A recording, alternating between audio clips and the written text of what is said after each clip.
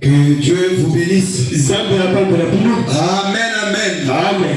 Il est vivant. Il est vivant. Il est ressuscité. Il est ressuscité. Il est vivant. Qui est ce? Jésus. Qui est ce? Jésus. Acclamons tous pour la gloire de notre Dieu. Alléluia. Amen. Notre Dieu vit ce soir. Si on te demande où est-ce qu'il vit, il vit dans mon cœur.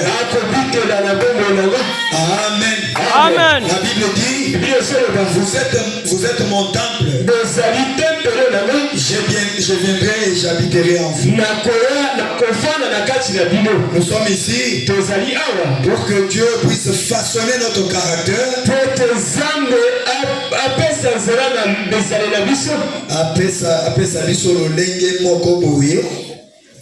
Pour qu'il ait l'accessibilité d'entrer dans nos vies. Amen. Amen. Tout ça, on peut dire Nzambe apesa biso lolenge na ye. Et lolenge ya Nzambe epesa maka obe na nzela ya liloba na ye. Amen, amen. Amen. Et wana tango toyaka liboso na Nzambe esengeli tozala na bokebi makasi tango liloba na Nzambe ekoteya. Amen. Amen. Sans plus tarder, je vous convie à vous lever. Et venons. Ouvrons nos Bibles dans les livres des Jean. Le premier chapitre. Le verset 29. Nous lisons au nom du Seigneur Jésus. Le lendemain, il vit Jésus venant à lui. Et il dit, voici l'agneau de Dieu qui ôte le péché du monde. Veuillez vous asseoir pendant que nous continuons la lecture. Le lendemain, il vit Jésus venant à lui. Et il dit, voici l'agneau de Dieu qui ôte le péché du monde. C'est lui dont j'ai dit, après moi, vient un homme qui m'a précédé. Car il était avant moi.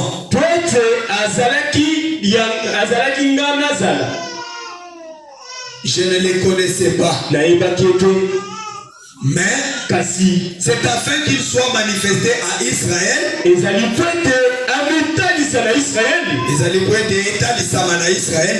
Que je suis venu baptiser d'eau. Jean rendit ce témoignage. J'ai vu l'Esprit descendre du ciel comme une colombe et s'arrêta sur lui. Je ne le connaissais pas, mais c'est lui qui m'a envoyé baptiser d'eau. M'a dit, c'est lui sur qui tu verras l'Esprit descendre et s'arrêter.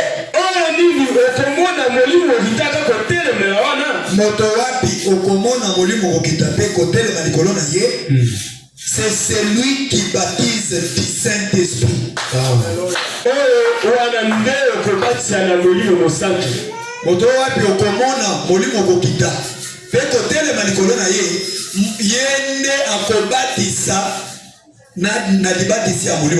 Amen, amen. Amen. Que Dieu vous bénisse. Que Dieu ajoute les bénédictions. Amen. Et que Dieu vous bénisse richement. Amen. Nous sommes très contents ce soir de vous avoir au milieu de nous. Nous sommes le tabernacle de la révélation. Une église conduite par le Saint-Esprit. Et ce soir, nous sommes en train de voir un thème. Un sous-thème qui sort de notre grand thème. Pourquoi nous venons à l'église?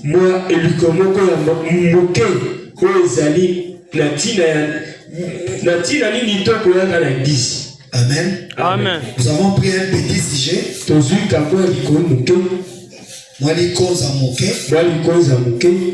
Dans notre grand thème convoyé. Amen. Amen. Nous devons savoir pourquoi nous venons à l'église.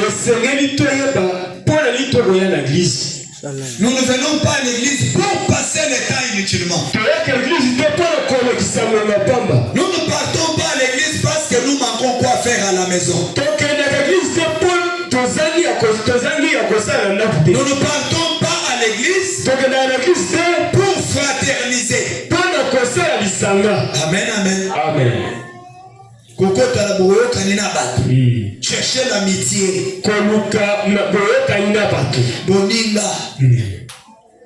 Nous ne partons pas à l'église pour ça.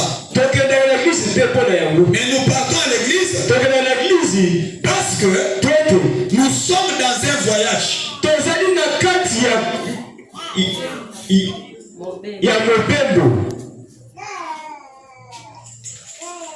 Mon frère, je ne serai pas vraiment très vite.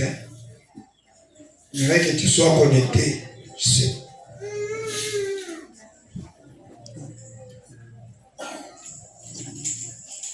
Amen. Amen. Que Dieu vous bénisse. Nous sommes dans un voyage. Nous sommes dans ce monde, mais nous ne sommes pas de ce monde. Quand Jésus est venu, le monde ne l'avait pas reçu. Alléluia. Amen. Si je pose la question ce soir, qui est Jésus? Jésus, c'est la parole. Dites Amen. La Bible dit, au commencement la parole était avec Dieu.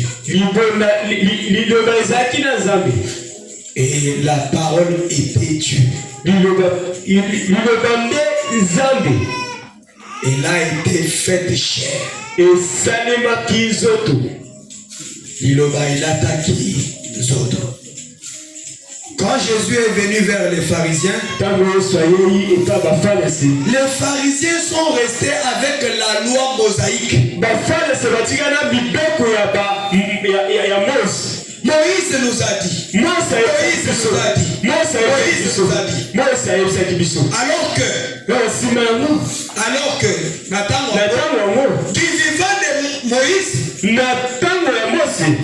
du vivant de Moïse,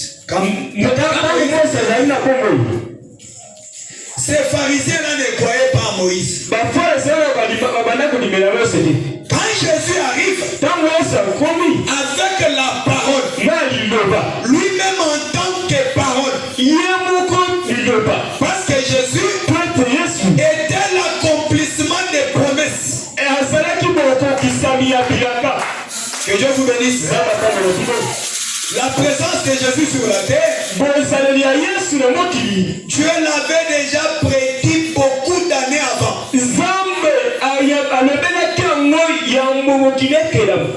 Et quand Jésus arrive, ceux qui avaient la parole en ces temps-là,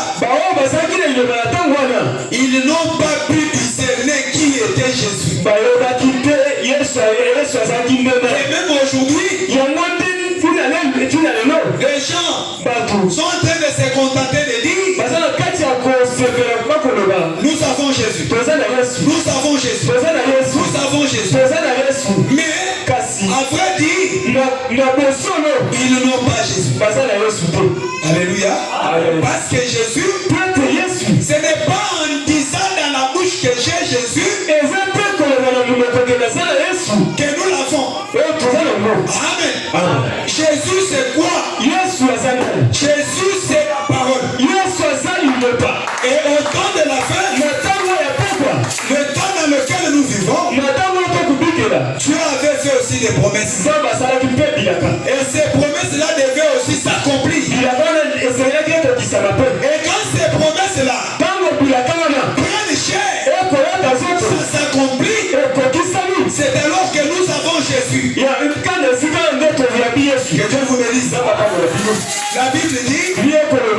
n'est pas tout le monde qui m'appelle Seigneur, Seigneur, Seigneur qui entrera. Exacte batunyo so bakobenga. Kolo bakokota na lola. Jésus-Christ est ici. Jésus-Christ azaliawa, Jésus-Christ azaliawa. Jésus-Christ est ici. Yesu azaliawa na biso. Avec nous. Na biso. Quand tu t'approches, Tango kopusana. ce que les gens font là-bas. Ce que les gens font là-bas, ça ne montre pas, donc ça contredit ce que la Bible dit. Amen. La parole de Dieu dit.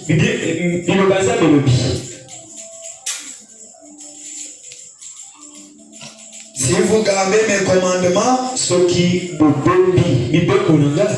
l'amour de Dieu est en vous. Et voilà les commandements de Dieu. Alléluia. Une église selon la volonté de Dieu.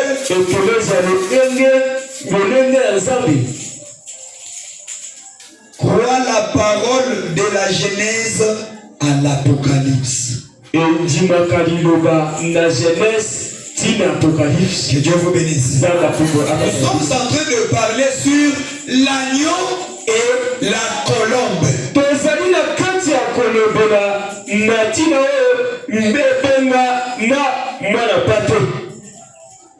Amen. Amen. Nous avons lu la Bible. Ces gens qui étaient en train de relater. Il y avait quelqu'un qui avait envoyé Jean-Baptiste. Et ce quelqu'un-là a donné à Jean-Baptiste un signe. Alléluia. Amen. Il lui a dit, pour reconnaître la parole promise de votre temps,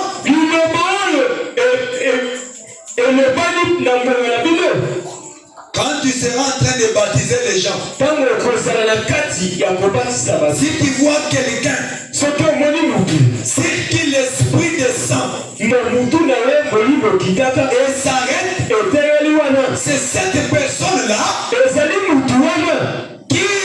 pouvoir, qui a la puissance de baptiser du Saint-Esprit. Que Dieu vous bénisse. Nous venons à l'église. Comme je le disais, nous sommes en voyage. Et l'étiquette de notre voyage, c'est le baptême du Saint-Esprit dans l'âme. Que Dieu vous bénisse. Amen. Sans le Saint-Esprit, tu n'iras nulle part. Tu brilleras avec le monde. Alléluia. Amen.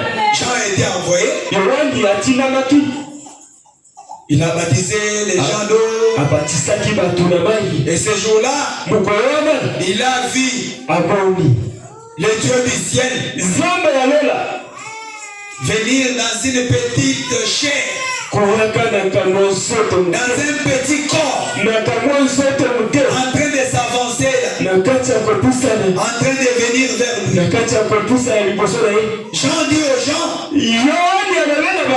après qu'il ait vu le signe, voici l'agneau de Dieu. Il n'y avait pas d'agneau là. Il y avait quelqu'un, une personne comme toi et moi. Mais Jean l'appelle l'agneau de Dieu qui ôte le péché de ma gloire.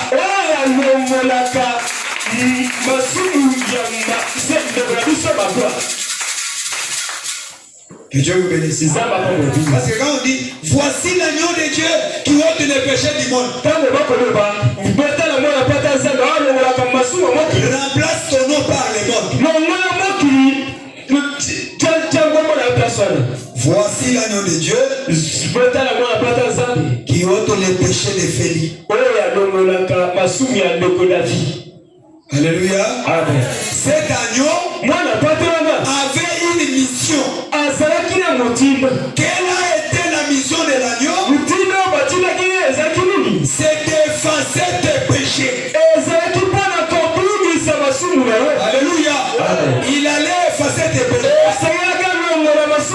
en passant par la mort. Oh mon frère, ma soeur, pour que nous puissions avoir la parole que nous prêchons ici. Il y a un jeune homme de 33 ans. Il avait refusé de se marier. Il avait refusé tous les plaisirs de ce monde. Il s'est humilié. Il s'est abandonné à la volonté de Dieu.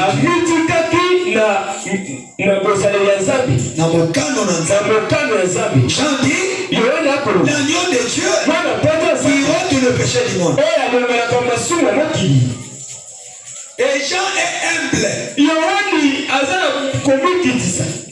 Vous savez bien que Jean était le grand frère à Jésus.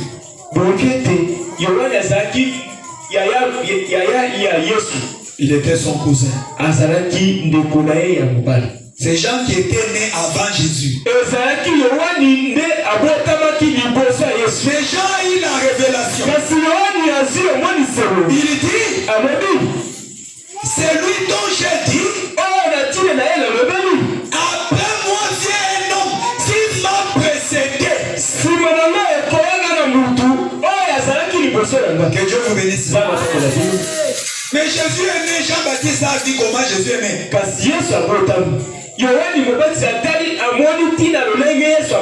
D'ailleurs, Jean-Baptiste, il avait déjà nommé. Il avait déjà une année et 2 mois. Jésus est né. Mais il dit, c'est monsieur que vous voyez était déjà avant que moi je vienne. Donc il a eu la révélation. Amen. Amen. Jésus est venu pour être baptisé. Jean-Baptiste voulait refuser. Jésus lui a dit, accomplissons toute justice. Amen. Amen. Et au niveau de 35, il est dit, le lendemain, Jean était encore là avec ses 2 disciples. Et ayant regardé Jésus qui passait, il dit,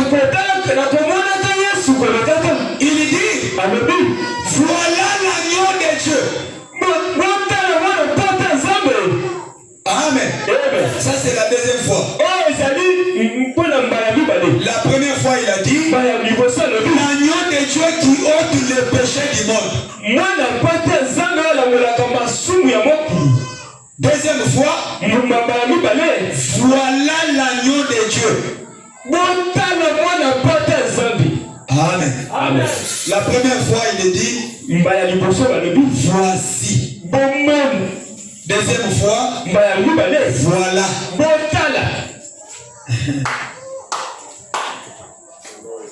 Les 2 disciples entendirent prononcer ces paroles. Et ils suivirent Jésus. Parce que Jean les a pointés Jésus comme celui qui devait ôter les péchés. Que Dieu vous bénisse. Quand Jean est arrivé, on lui a posé la question, es-tu Christ? Il a dit non. Moi je suis la voix de celui qui crie dans le désert. Moi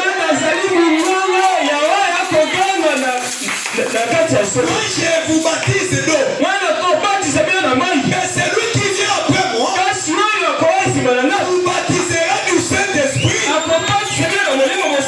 et du feu. Que Dieu vous bénisse. Donc Jésus étaient disciples de Jean, ma disciple balait à Johan. quand ils ont encore écouté, Tango, Jean dit, voilà l'agneau de Dieu. Qu'est-ce qu'ils ont fait? Ils ne sont pas restés avec Jean.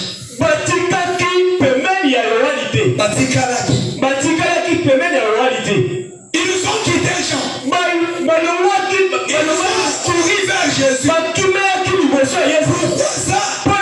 Parce que Jésus était celui qui avait le pouvoir d'enlever les péchés. Quand vous venez à l'église et que le pasteur ne te montre pas Jésus, ne le suis pas. Amen. Amen. Le seul et l'unique qui a la capacité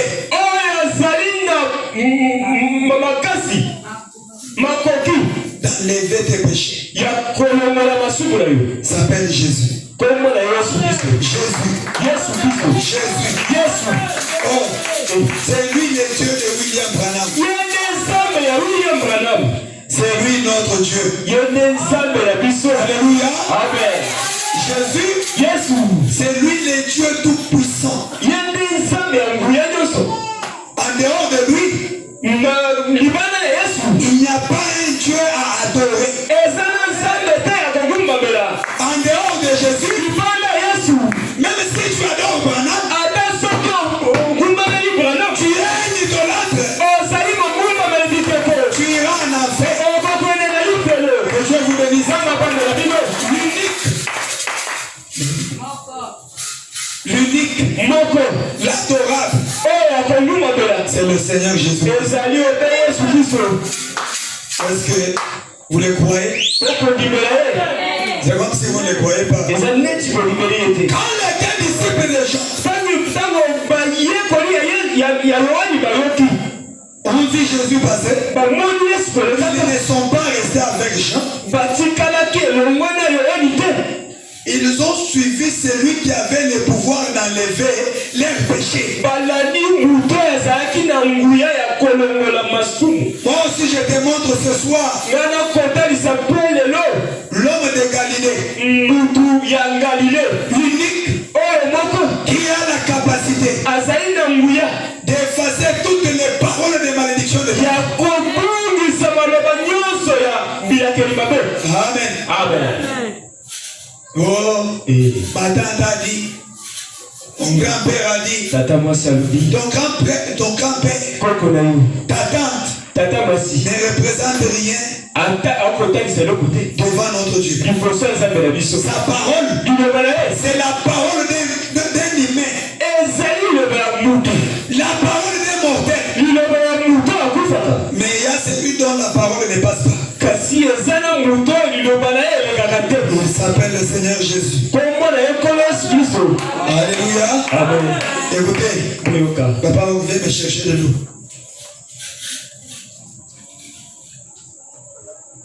Écoutez.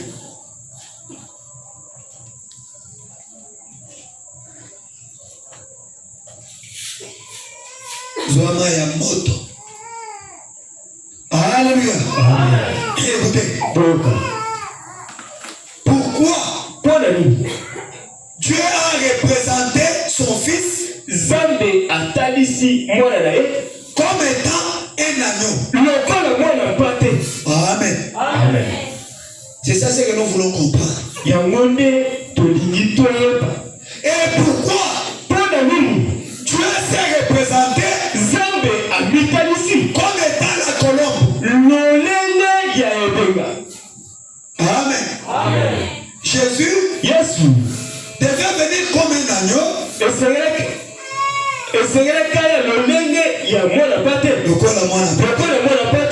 Parce que un agneau, il est doux. Que Dieu vous bénisse. Moi, na pâté azalaka na bopolo. Doux. Il n'est pas méchant. azalaki azalaka kanda te. Que Dieu vous bénisse. Amen. Un agneau Mwana pete n'est pas méchant. azalaka kanda te. Un agneau est doux. Mwana pete azalaka na bopolo. Partout où on l'amène, Bisika nyonso bameka ye. il passe, Akendaka. il suit. Abandaka. Que Dieu vous bénisse. Zawa banda bino. Donc, Ezali koloba. un agneau Mwana pete est doux. azala na bopolo. Un agneau Mwana pete est obéissant. azala na botosi. Est-ce que vous écoutez? Mokoyoka. Le dimanche, je vous poserai la question. Sokolo yengela potosi. Pourquoi Dieu a représenté son fils Mwana nini Nzambe atalisi mwana na ye? comme étant un agneau? Lolenge ya mwana pate. C'est parce que Ezali pete. l'agneau est doux. Mwana pate azala na bopolo. Il est humble. Azali na botosi. L'agneau est humble. Mwana pate azala na komikitisa. L'agneau ne se conduit pas. Mwana pate amikamaka te. Que Dieu vous bénisse. Zala pamwe. Si vous trouvez un agneau dans une brousse, Soki okuti mwana pate na kati ya osobe. sans berger, Zanga mobateli. ça veut dire que l'agneau là est perdu. Elingi kolobete mwana pate na bungi. Un agneau Mwana pate est toujours conduit. bakamaka ye kaka. Amen. Amen. Est-ce que vous écoutez? Bokoyoka. Un agneau Mwana pate est toujours conduit. bakamaka ye. S'il se conduit lui-même, Soki akolikama ye moko il se perd. akodunga. C'est comme ça que Dieu Yango nde Nzambe fait aussi que des chrétiens puissent devenir comme des agneaux. alingi mpe bakristo bakoma mpe lokola bana pate. Dis à ton voisin, Yebisa ndeko moto aza mpasi na yo. deviens un agneau. Koma mpe mwana pate. Yebisa, Yebisa ye koma mpe mwana pate.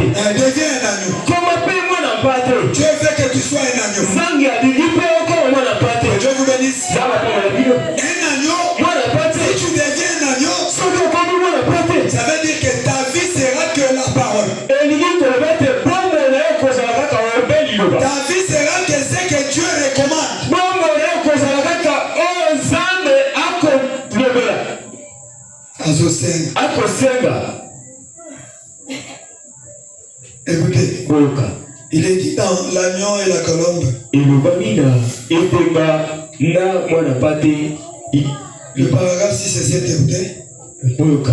Il dit, Azolo. la raison pour laquelle Na tina oyo la colombe est restée sur l'agneau, mwana pate epenga oyo etelemaki na mwana pate. c'est parce qu'ils ont la même nature. Ezali po ete baza na bizaleli moko. Que Dieu vous bénisse. Nzambe apambola bino. Bazana lolenge moko. Bazana etongeli moko. Amen. Amen, amen. Amen. Quand tu quittes le monde, Tango oko yongombaki tu viens à Jésus. oyoye pas Yesu. Quel est le travail que Jésus fait sur toi? Musala nini oyo Yesu akosala likolo na yo. Il doit enlever en toi Akolongola na kati na yo tous les désirs mondains, bamposa nyonso ya mokili. toutes les habitudes du monde. Bizaleli nyonso ya mokili. Parce que Pete avec cela, na biloko nyonso wana tu ne sauras pas recevoir Christ en toi. okokoma na esika oyo ya koyamba Kristo na kati na yo te. Est-ce que vous écoutez? Okoyoka. Quand tu quittes le monde, Tango okolonga tu viens à Jésus. oyoye pa Yesu. Jésus te lave. Yesu asokoli yo. Il enlève les saletés. alongoli bosoto. Quelles sont les saletés? Bosoto ezali Ce sont des péchés. ezali masumu. Les saletés, ce sont des péchés. Bosoto ezali masumu. Il enlève la convoitise. Alongoli bilulenda. Il enlève l'adultère. Alongoli kibumba. Il enlève la méchanceté. Alongoli kanda. Amen. Amen. Il met la douceur. Achepe bofolo. Donc Dieu est en train de créer sa nature en nous. Yesu azala kati ya kokela lolenge na kati na yo. Que Dieu vous bénisse. Zala pambola bino. Aza na kati ya kokela lolenge na ye na kati na yo. Pour que tu sois Messie. Pete okoma na esika Et recevoir le Saint-Esprit. ya koyamba molimo mosantu. Parce qu'avec la vie d'adultère, Pete na mbongo ya kibumba tu ne peux pas recevoir Christ. okoki te koyamba Kristo. Amen. Amen. Un enfant désobéissant à ses parents. Mwana oyo atosaka baboti na ye te. Dans cet état-là, tu ne peux pas recevoir Christ. Maman t'envoie.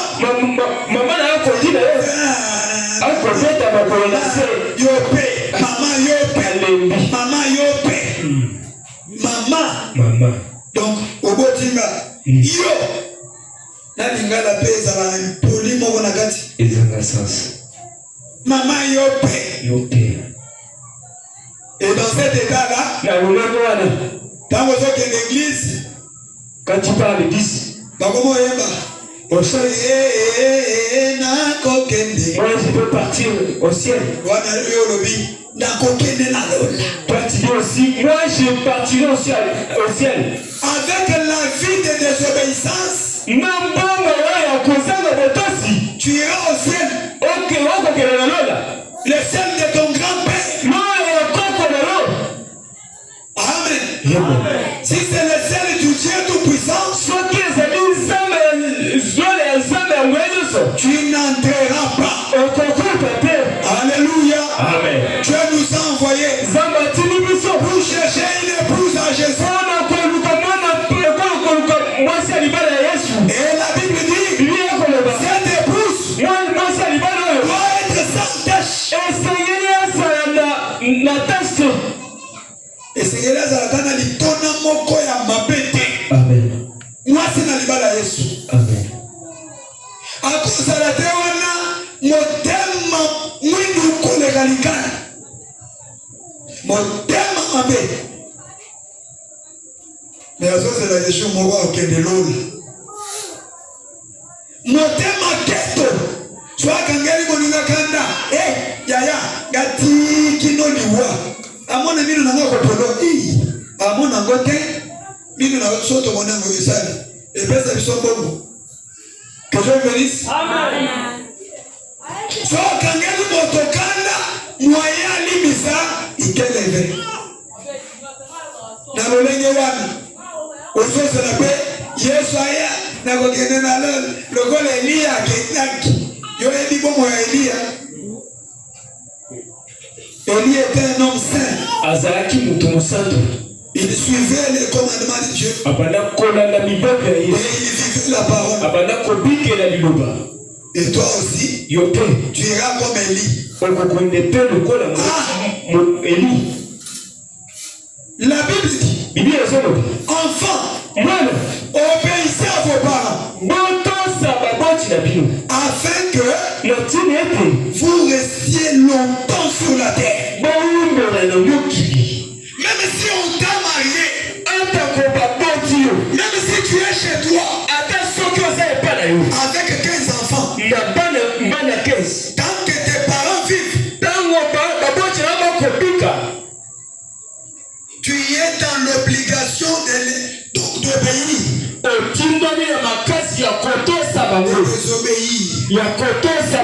Que Dieu vous bénisse. Amen. Ce n'est pas que je suis déjà comme ça.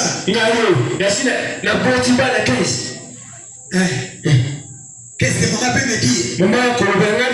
Moi avec elle, on est déjà la même de même. On est déjà la La Bible dit, ils avaient la même nature. Quand tu viens à Jésus, Jésus te donne sa parole. Il te dit, ma fille, si tu es épouse,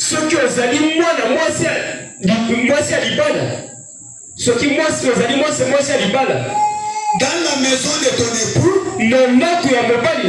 sois obéissante à ton mari. Que Dieu vous bénisse. Ils avaient la même nature. L'agneau est doux. La colombe est douce. Que Dieu vous bénisse. La colombe n'a pas en lui l'épine. Dites amen. Dans la poule, na kati ya soso il y a le bile. eza na eloko ebombaka bololo. Quand tu égorges la bile, ntango kopasola tu fais attention à ce que cette histoire-là ne se déchire pas. okozala na bokebi mpo ka eloko ya bololo epasuka te na kati. Mais dans la colombe, kasi na kati ya ebenga cette histoire-là n'existe pas. eloko wana ebombaka bololo ezalaka te. Si la colombe mange une mauvaise chose, soki ebengeli kaka eloko ya mabe ça les tue sur le champ. ekoboma ye mbala moko.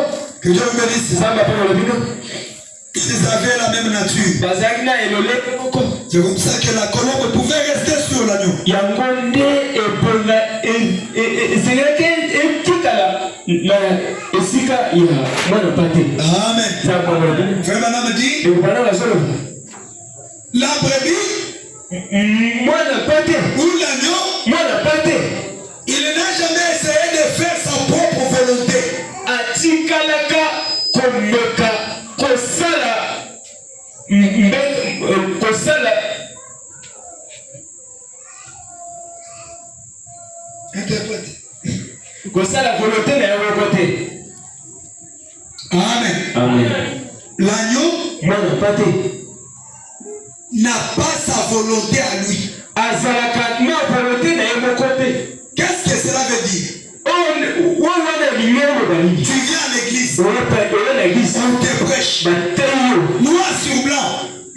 pembe na Regarde ce que Dieu veut.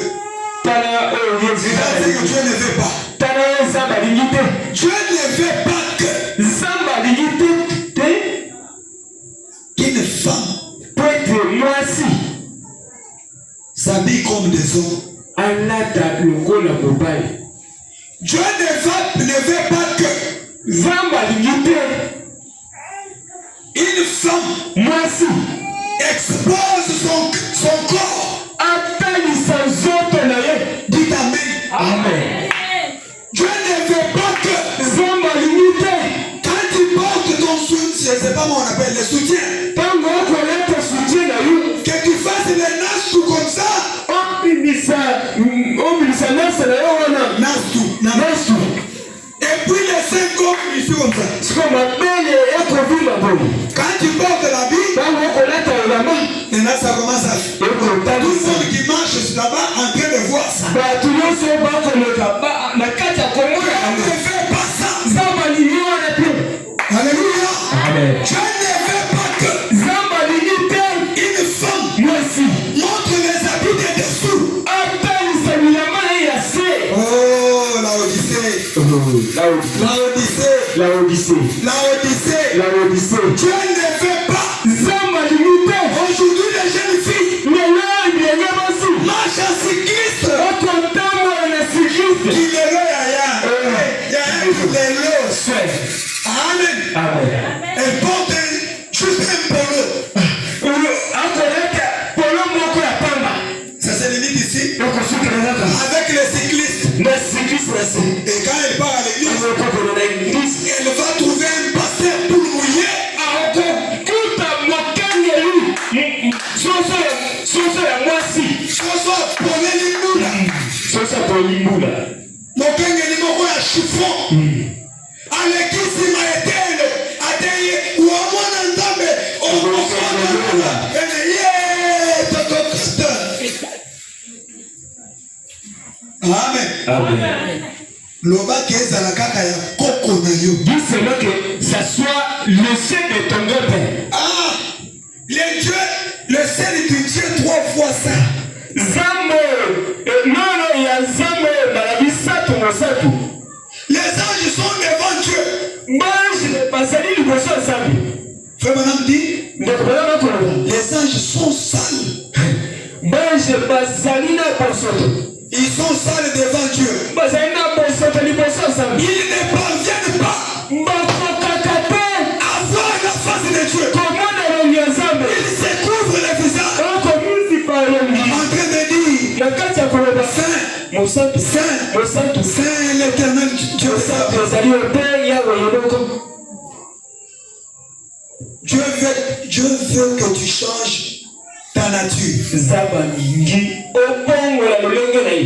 Ta nature lolenge na yo changer ekobongwana quand tu seras obéissant. ntango okozala kolutosa Quand on vous en a botosi. na botosi À ce que la parole de Dieu te recommande. na oyo liloba nzambe ekosenga yo. Alléluia. Amen. Oh, le temps avance. ngongo ekotisana Le messe se détruise. mese ekobeba. Messe ezali nde bomoto. Bizaleli malamu ya bato. Bonyama nde ezozwa esika. Exactement. Amen, amen. Amen.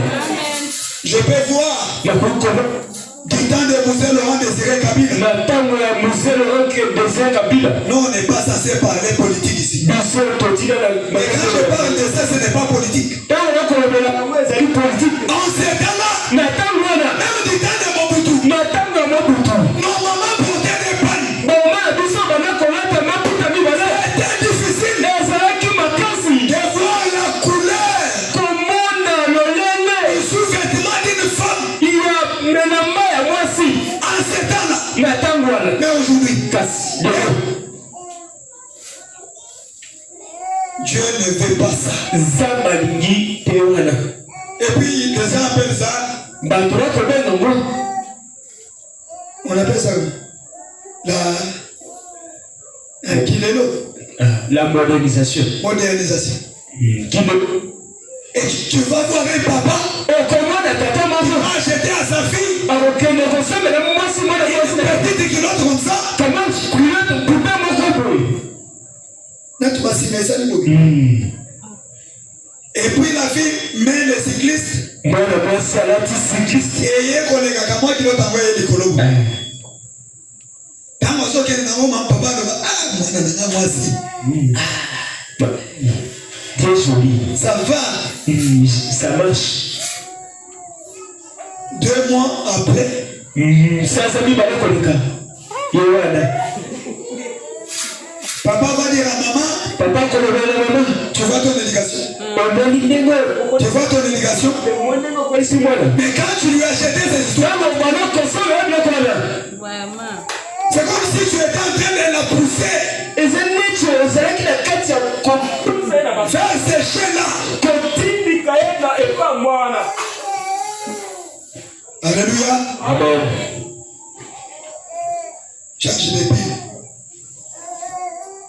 Et Seigneli, bomoto na biso e bongwana. Nature na biso e changé. C'est mandé to reçoit l'olega ya bonzambe. Amen, amen. Amen. Tant que to kozala na bomo yuana, molimo na nzambe koya likolo na biso te. Natunaki mama moko. Ezali mama ma vie. Maman ma vie. Maman ma vie. Natunaki yote.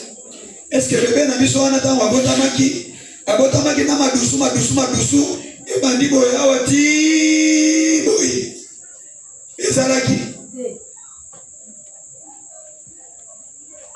abotamaki na chenette na kingo abotamaki na vernis na misata na rouge na mbepo. Dimanche tokoyeba bisika wana biloko wana euta wapi. Il y a une femme dans la Bible qui a amené ça. Et c'est celle qui avait entraîné Israël dans l'idolâtrie.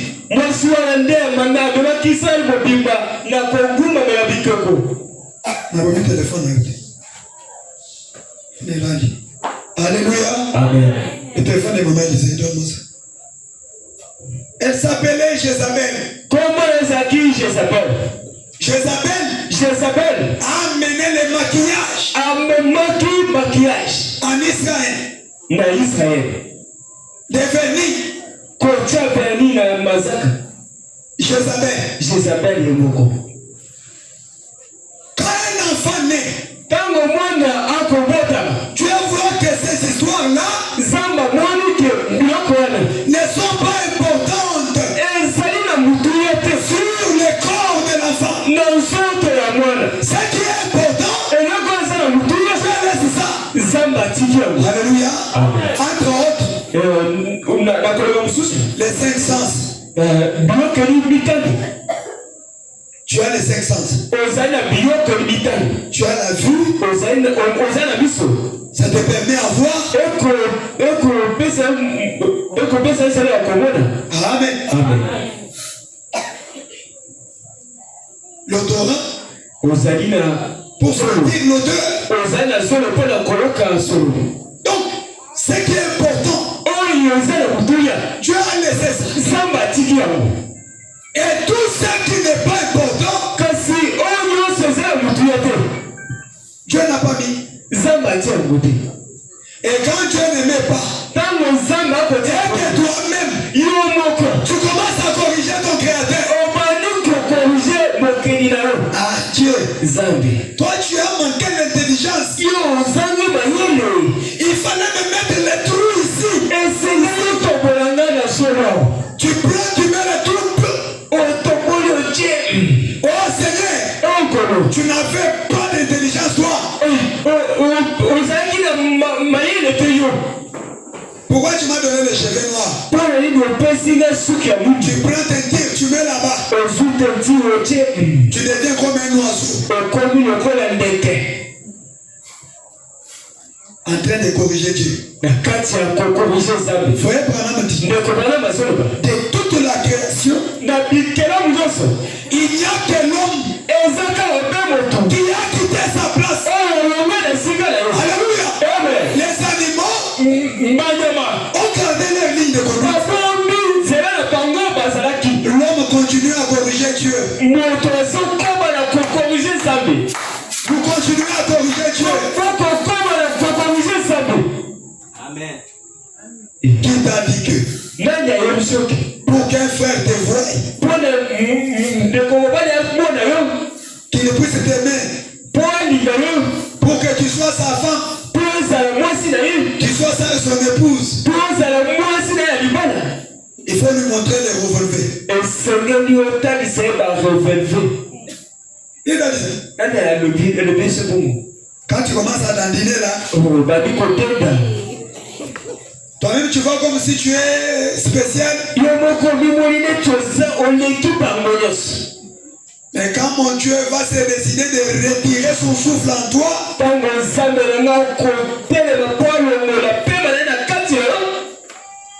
dans des jours, tu vas commencer à sentir mal. Amen. On va commencer à dire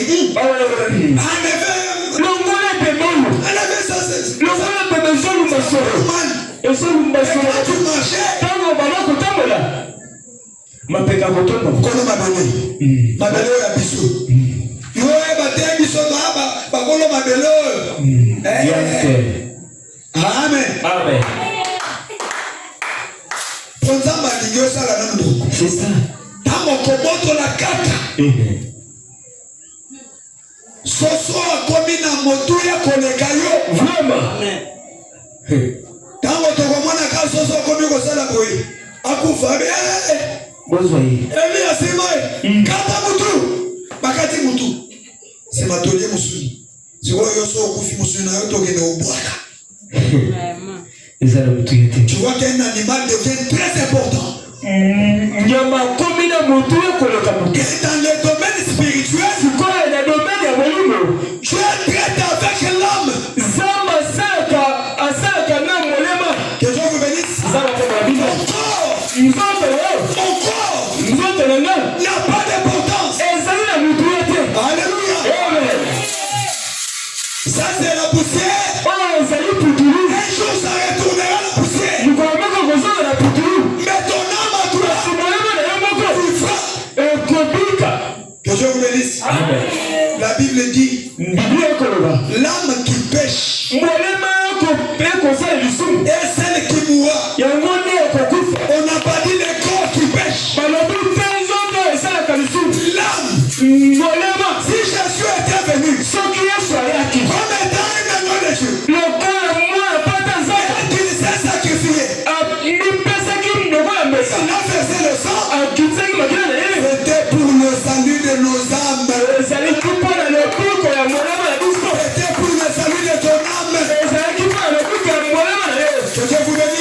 regarde-toi. Tu prends beaucoup d'importance. Tu donnes à la chair. 2 heures devant le miroir.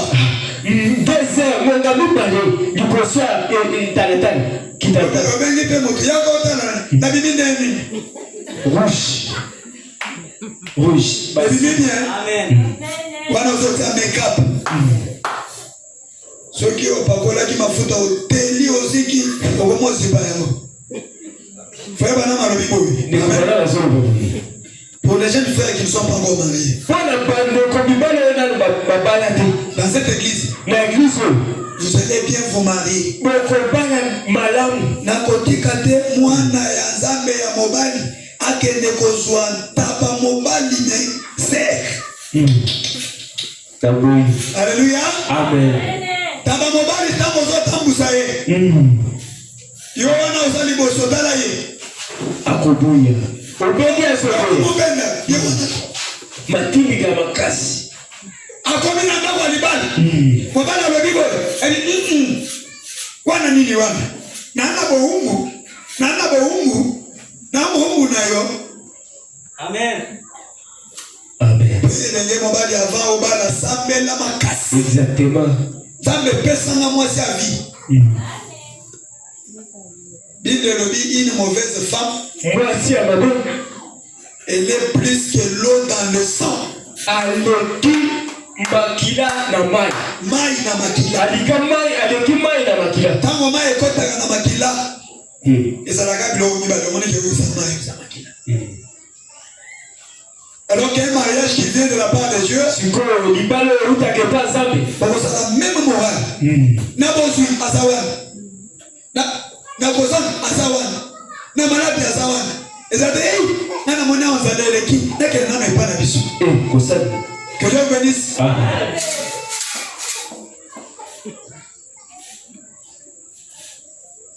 Olanda se ateka pona elongi. Elongi wana ekokosa yo. Amen. Au banda auquel on est dans la bouche. Ba frère ba eko tana we pana yo. Banda frère asoso. Frère. Ba frère ba solo ni makabunyo so nzambe si. Yo kuli. Amen. Amen. Sambe lo ni nasala. Lo ni nasala. Okome mayango. Ekulus. Quand on se marie, c'est pour les meilleurs et pour les purs. Quand tu parles de quand le pur sera là, les pires.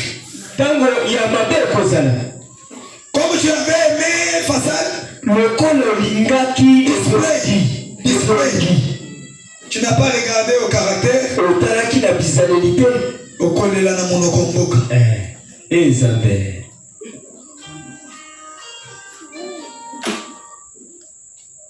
Amen. Amen. Est-ce qu'on avance bien? Écoutez. Apocalypse chapitre 5. Il y a Apocalypse chapitre 5. Maman Néné, que Dieu vous bénisse. Maman Néné, Zamba Pambola yo. C'est l'effort et osala. Usali makazi ya kusala na kati na biso. Que Dieu vous bénisse chez nous. Zamba Pambola mingi. Écoutez. Boka. Oui. Simon. J'ai vu dans la main. Namoni na maboko. À droite. Na maboko ya mobali. De celui qui était assis sur le trône. Ya oyo afandaki na ngombe. Un livre. Mukanda. Écrit dedans et dehors. Ekomami na kati pe libanda. C'est l'un de sept sceaux. Etsami ndanga ya sept sceaux. Bilembo sango. Et j'ai vu un ange puissant. Namoni maji ya nguya.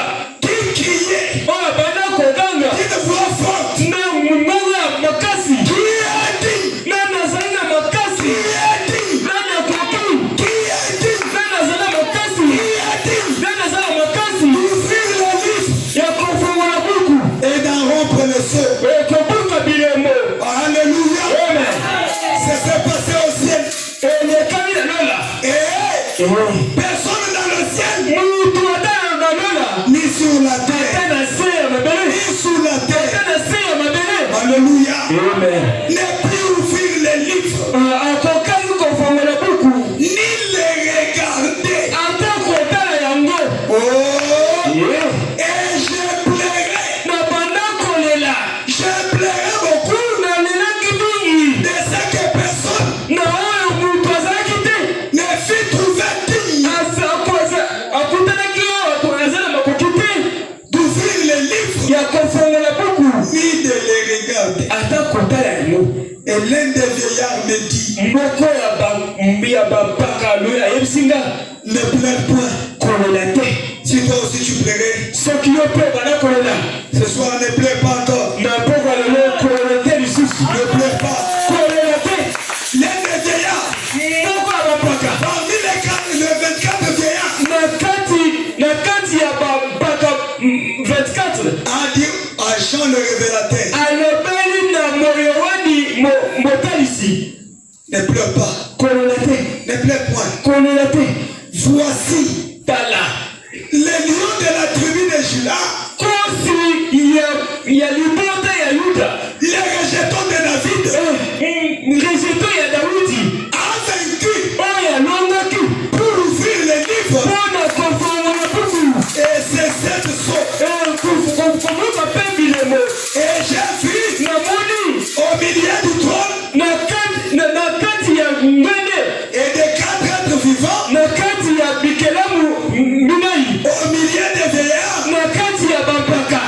un agneau qui était là comme immolé.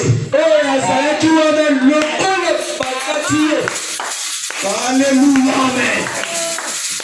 Il avait cette corne. Maseke. Amen. 7 yeux qui sont les 7 esprits de Dieu envoyés partout.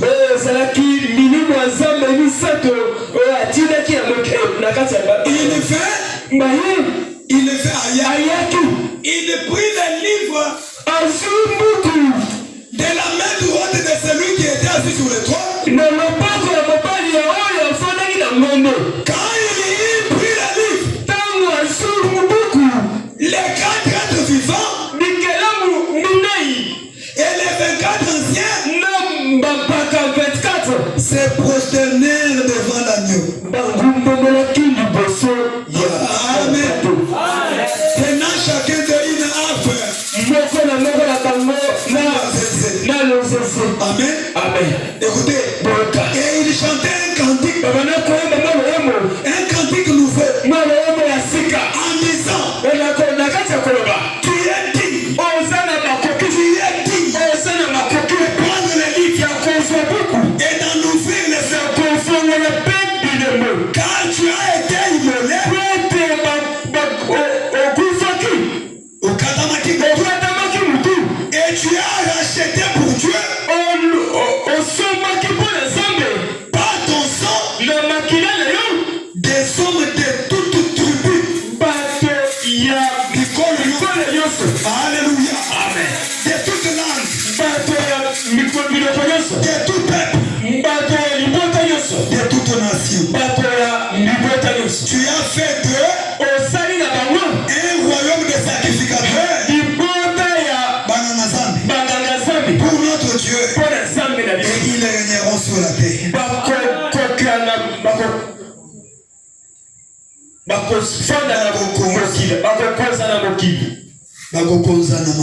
Amen. Alléluia. Amen. L'agneau de Dieu a été immolé avant la fondation du monde. Avant que le péché soit, l'agneau avait été déjà immolé. Et ce jour-là, il était question de quelqu'un qu'on pouvait trouver digne.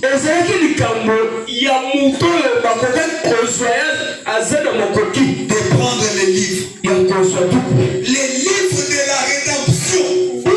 Il y a le cycle. Alléluia.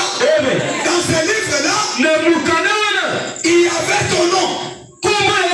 Il y avait mon nom. Il y avait le nom de Jean.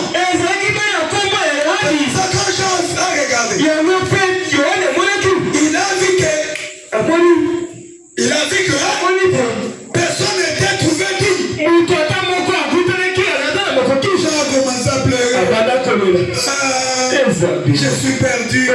Je suis perdu. Alléluia. Pendant que Jean pleurait, il a dit papa ne pleure point. Pourquoi tu pleures? Ton problème ici, Dieu avait déjà donné solution. Pour ton péché ici, Dieu t'avait déjà sauvé. Pour ceci, il y a déjà l'agneau qui avait été immolé.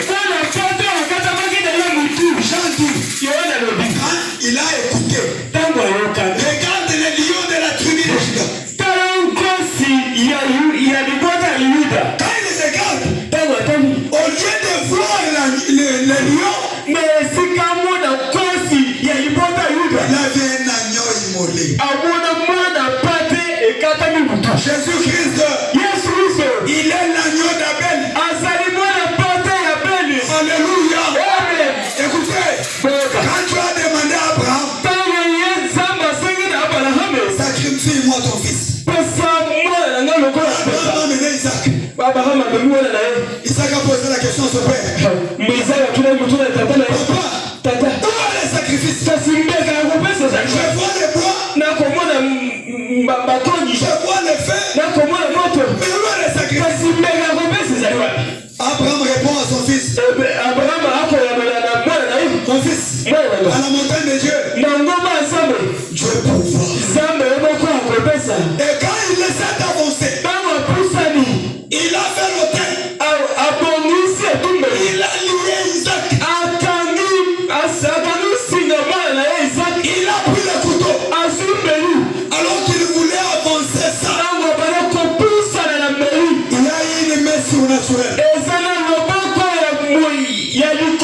Il a tenu la main d'Abraham. N'avance pas. Ton couteau sur ton fils. Regarde là-bas. C'était dans le désert. Tu as créé un bélier. Moi n'a pas. Amen. C'est toujours dans la famille des agneaux là. Si Isaac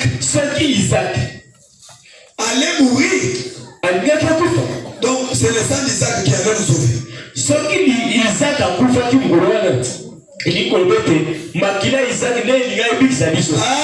Amen. Mais personne n'était trouvé digne. Même pas qu'il manque. Personne sur la terre. Même pas Branham. Personne sur la terre. Même pas ton père. Même pas ton grand-père. Mais tu te souviens, non? Il a donné un petit fil. Mais ça là-bas, c'est pour ta protection. C'est les mensonges.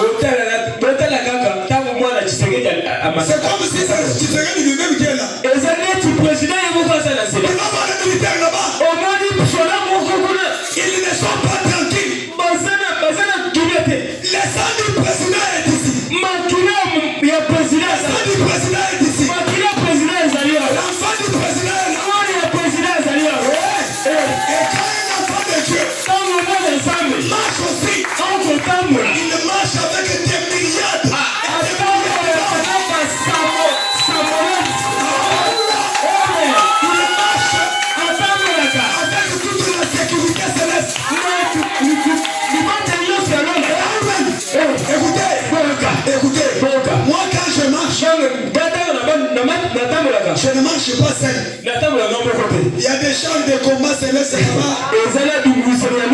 Il y a des gars qui sont là-bas. Ils sont ici.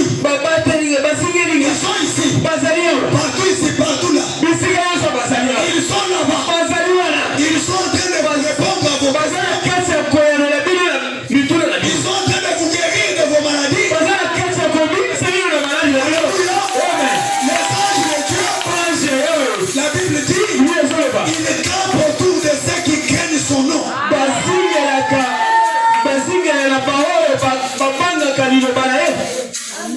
Amen. Tu n'as pas été racheté par n'importe quel sang.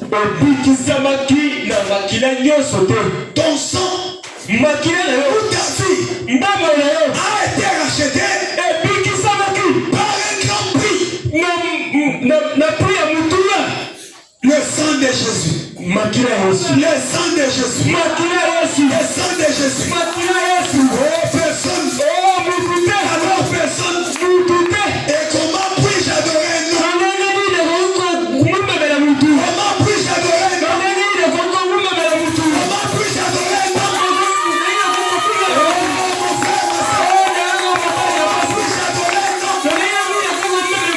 Alors que personne n'était pas Comment? Oh non, moi ici, c'est Voulousi. Et Zambe Muindo. Zambe Nabayindo. Zambe Yesu wana Zambe Mindele. Olokani. La Bible dit, personne ne fut trouvé digne. C'est le mal agneau de Dieu. Le Seigneur Jésus. Oh, c'est lui le roi des rois. C'est lui le Seigneur des seigneurs.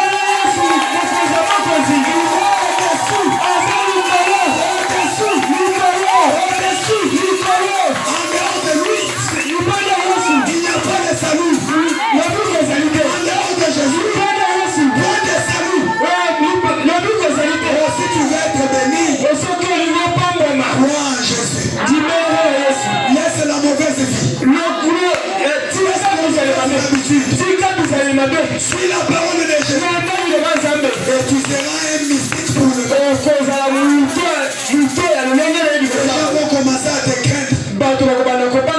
Parce que tu es un enfant du roi. Oh, je vais finir ici. Il y a un jour, pendant qu'on vendait les esclaves, on avait vendu un autre esclave. Cet esclave-là, il avait toujours des torses. Il mangeait comme les autres. Il mangeait aussi les petits foufous comme les autres. Il était comme ça. Avec les épaules. Toujours content. Toujours joyeux. Alléluia. Écoutez, un jour, il y a un marchand qui est venu pour acheter. Quand il arrive, il trouve cet esclave-là en train de travailler dans la joie. J'ai trouvé un Jésus là.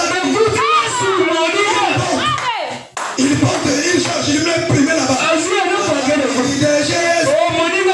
Quelle joie. Il travaille, il met là-bas. L'autre là était là-bas. En train de dire. Ça c'est quelque chose de ça.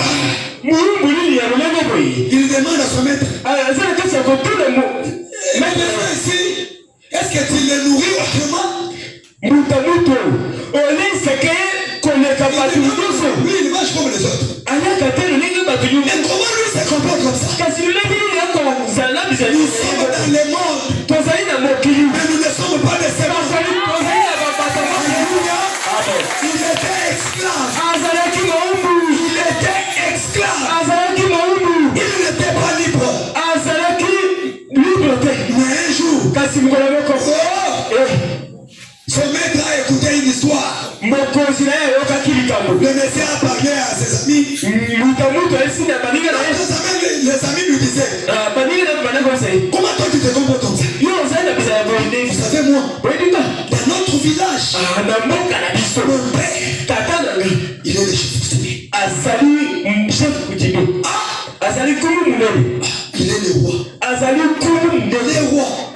mokulu. C'est ce qui te donne dit oui.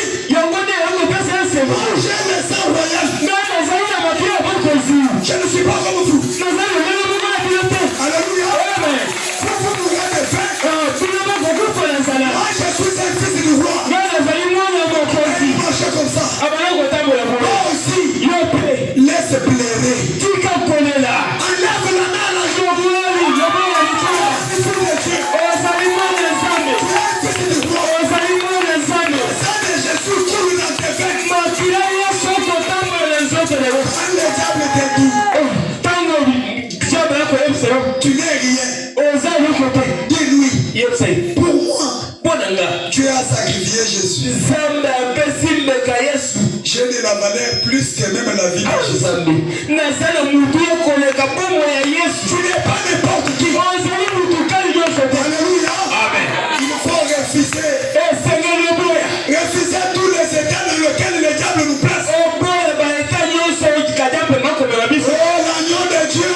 Mwana pata ya Nzambe. Il ôte nos péchés. Awa alongolaka masumu. Il ôte les péchés. Alongolaka masumu. Qui est pécheur ce soir? Nani aza mosumu kinatoka lelo. Qui veut abandonner sa vie? Nani alingi atika pe momo na ye ya mabe. Seigneur Dieu, Nkolo Nzambe. je suis longtemps resté dans les critiques. Naumeli mingi na kotola. Je suis longtemps resté dans la haine. Naumeli mingi na koina. Toujours les injures dans mon Nakofunga na Je suis mal comporté. nabikeli mabeli le bala. Aie pitié de moi. Limbisaka. Que ton sang me lave. Makila na ye sokola. Oh, la fontaine du sang est ici. Oh, bisika ya makila ezali awa. Il y a une fontaine du sang ici. Eza na fontaine ya makila awa. Le sang. Makila. Le sang de Jésus. Makila ya Yesu. Oh, mon frère, ma soeur. Dekolelo mwasi ni Il y a des chants que nous chantons. eza na nzembo toyebaka. Une fontaine Eza na fontaine. remplie de Tosisami na makila. tirée de vin de manière. Ebetendami na mwisisa ye. Péché plongé. Mosuku nyonso akotaka. Perdez toutes les signes. Abungisaka Alléluia. nyonso. Tu peux reconnaître Soki okoki kobanza. que tu étais dans les péchés. Ozalaki na masumu. Tu faisais une histoire que Dieu n'aimait pas. Obanda kosala makambo oyo Nzambe alingi. Tu portais les pantalons. Obanda koleta pantalon. Tu mettais les boucles d'oreilles. Obanda koleta babuku Tu doli. mettais des chaînettes. Obanda kotia baseneti. Ça ne te profite en rien. Eza na mutu ya Tu as besoin de sauver ton âme. Nzambe aza na posa abikisa molema na yo. Il a besoin de te sauver. Aza na posa abikisa yo. La Bible dit, Biblia ezoloba. il ne veut pas qu'un pécheur meure. Alingi te mosumu akufa. Dieu ne veut pas que tu meurs. Alingi te mosumu akufa na masumu na ye. L'amour s'est manifesté en toi. Bolingi na ye etalisi liboso na yo. Lève-nous, nous allons chanter. Totelema tokoyeba moke. Et puis nous allons prier le Seigneur. Nsima tokobondela nkolo. Vous allez nous excuser pour le temps. Bokoyetela biso mpe na ngonga. Souvent nous nous abandonnons à la conduite du Saint-Esprit. Baya mosusu totikaka na bokambi ya molimo Nous mosantu. laissons que Dieu nous conduise. Nzambe oyebukaka biso. Mon frère et ma soeur, Ndeko nga mwasi tu as écouté la parole. oyoki liloba Nzambe. Tu as écouté. Oyoki liloba Nzambe. Tu as écouté. Otema likolo oyoki liloba Nzambe. Tu as écouté. Oyoki liloba Nzambe. Je t'ai parlé. Nzambe ayebisi yo. Ça ne sert à rien. Eza mutu ya te. Ça ne sert à rien Ekosala oyo ekote. de résister. Ya kotelemela. Ça ne sert à rien. Ekosala oyo ekote. Nous allons chanter Tokoyeba. et puis nous allons prier. Nsima tokobondela. Elona makina. Alléluia. Makina na Yesu mosi. Oya solo.